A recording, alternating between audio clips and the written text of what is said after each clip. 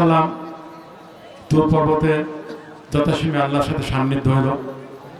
এক পর্যায়ে উনি আল্লাহকে বললেন যে হে মহান রব্বুল আলামিন, পাশের বনে বহুদিন থেকে বৃষ্টি নেই, এখানে জীব জন্তু পশু পাখি গাছপালা মারা যাচ্ছে, বৃষ্টির অভাবে পরিবেশ অসহনীয় এবং দূষিত হয়ে উঠছে, এখানে বৃষ্টি কখন হবে?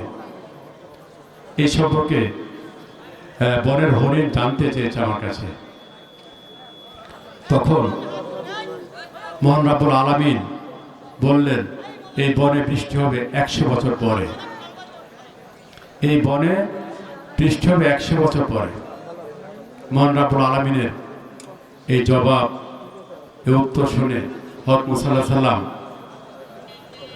মনে মনে কষ্ট পাইলেন।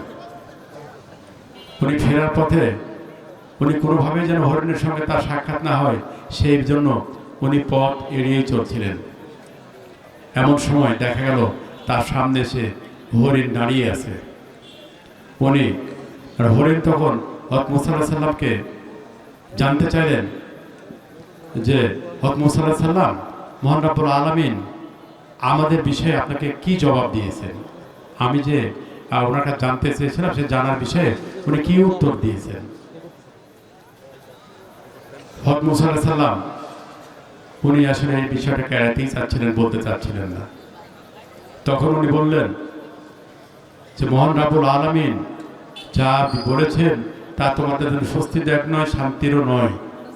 আমি কিভাবে তোমাদের বলবো আমি তা বুঝতে পারছি না।